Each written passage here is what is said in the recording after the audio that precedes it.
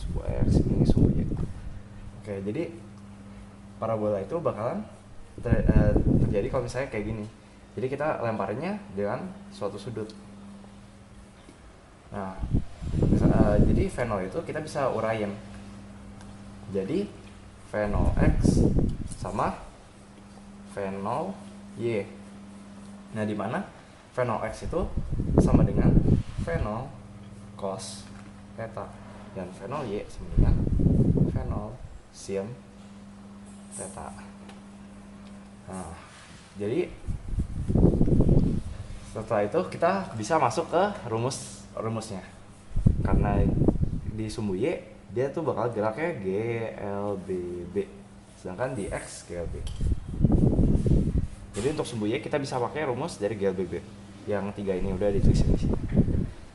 Tapi ada sedikit modifikasi di sini, yaitu di mana VT itu kan kecepatan pada satu titik tertentu, kita bisa ganti jadi VY.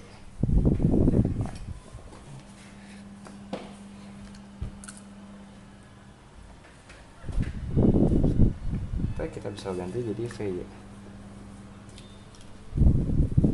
Terus A bisa kita ganti jadi minus G. Kenapa?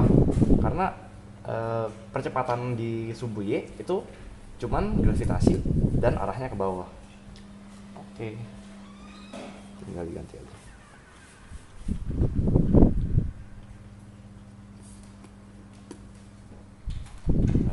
GT sama minus 2G sama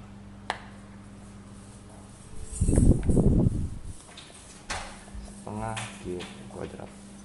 Nah, S juga kita bisa ganti jadi jarak pada sumbu Y itu kan ya sama dengan Y lah, jadi dia sama dengan posisi dia. Oke. Jadi ini rumus yang kita pakai buat di sumbu Y. Nah, sekarang pada sumbu X. Pada sumbu X dia GLB. Berarti GLB itu syaratnya apa aja sih? Ya VT sama dengan V0 kan. Jadi kesimpulan kita Vx itu bakalan V0 X. Nah, kita juga bisa pakai rumus GLB yang lain, yaitu S sama dengan V0 dikali T, atau X sama dengan V0 X dikali T. Sip. Itu dong rumusnya. Sebuah proyektil ditembakkan dari tanah dengan kelajuan 5 meter per second dan sudut elevasi theta. Jika kelajuan proyektil di titik tertinggi sama dengan 3 meter per second, hitunglah lama proyektil di udara. Jadi soalnya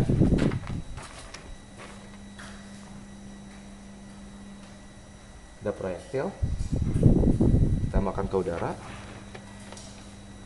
dengan kelajuan itu berarti V0 bukan 0, 5 meter per second dan sudut elevasinya theta. Nah, di titik tertinggi yang ada itu sebenarnya cuma V0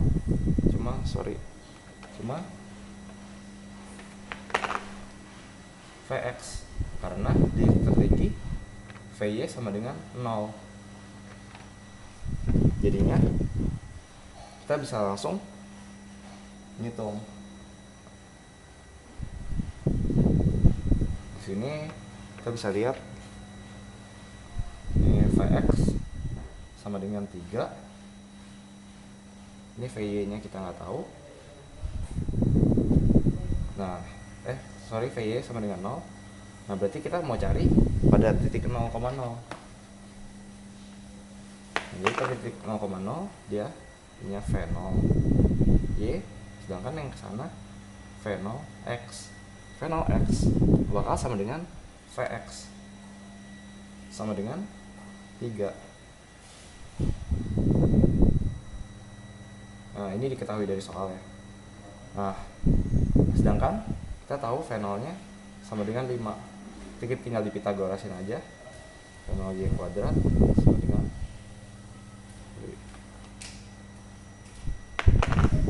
tambah V0x kuadrat di akar sama dengan V0.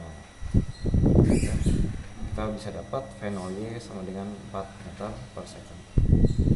Tinggal di Pitagoras saja ya. Nah, jadi dia nanya berapa lama di udara.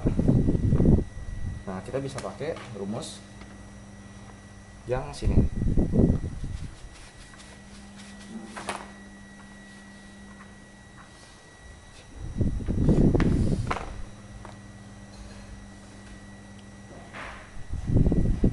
Jadi pada titik tertinggi VY sama dengan 0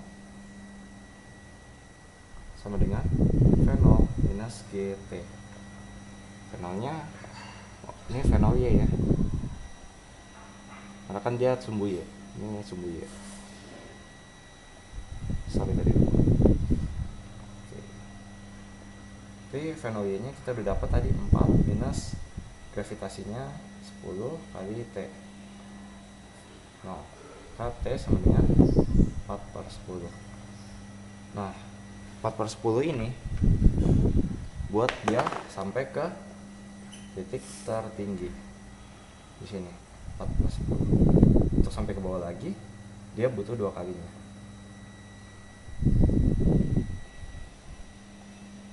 Oke. Selanjutnya kita bakal bahas yang nomor 2. Sebuah kereta luncur yang mengangkut alat pelontar bola.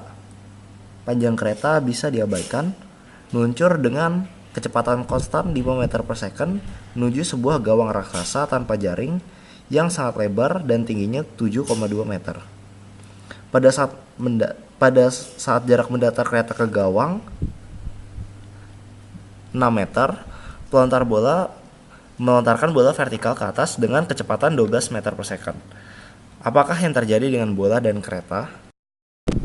Oke, jadi di soal tipe ini ada 3 pilihan, yaitu di sini kita bisa lihat ada A, B, dan C-nya ya. Ya, jadi pilihan A itu bola akan naik vertikal ke atas, kemudian jatuh kembali ke titik A. Titik A itu maksudnya titik awal. Yang B, bola akan mengenai mistar gawang dan memantul kembali ke arah A. Sedangkan kereta tetap ber-GLB melewati gawang. Sedangkan pilihan yang C, bola akan melewati mistar gawang.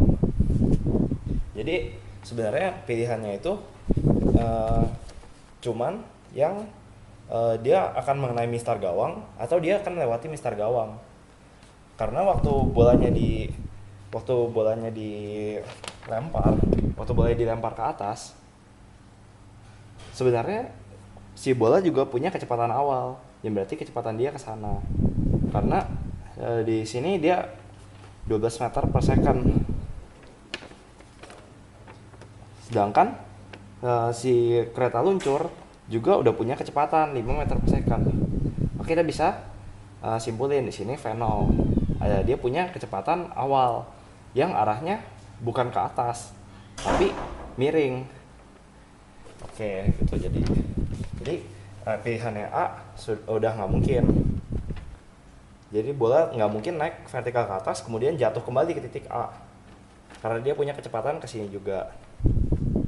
Nah, sedangkan pilihan kita tinggal yang B sama yang C.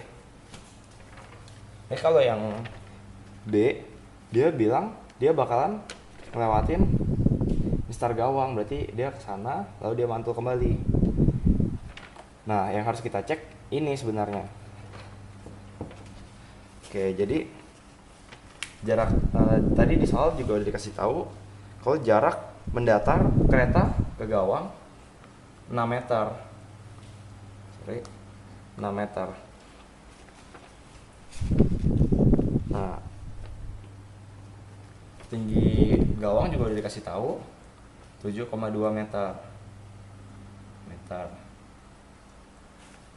Nah, berarti kita tinggal ngecek aja berapa tinggi si bola waktu dia 6 meter. Caranya gimana? Jadi kita pertama hitung dulu waktu dia yang dibutuhkan untuk mencapai jarak 6 meter. T sama dengan S per V dari rumus ini, V0.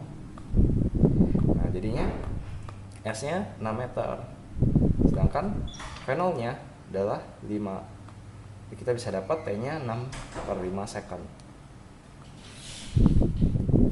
Nah terus untuk nyari tinggi bola kita pakai rumus yang di sini.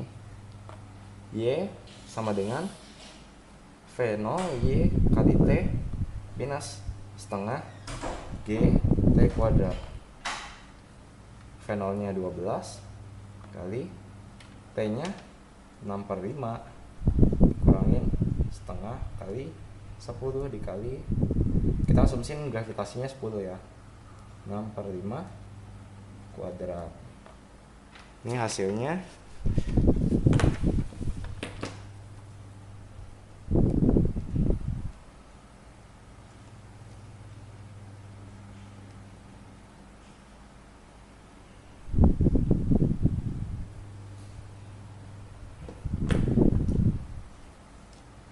(7,2) yang berarti waktu posisi 6 meter, posisi dia maksudnya waktu X dia sama dengan 6 meter, Y nya sama dengan 7,2 meter, yang berarti dia akan mistar gawang lalu balik, berarti pilihan yang B yang benar.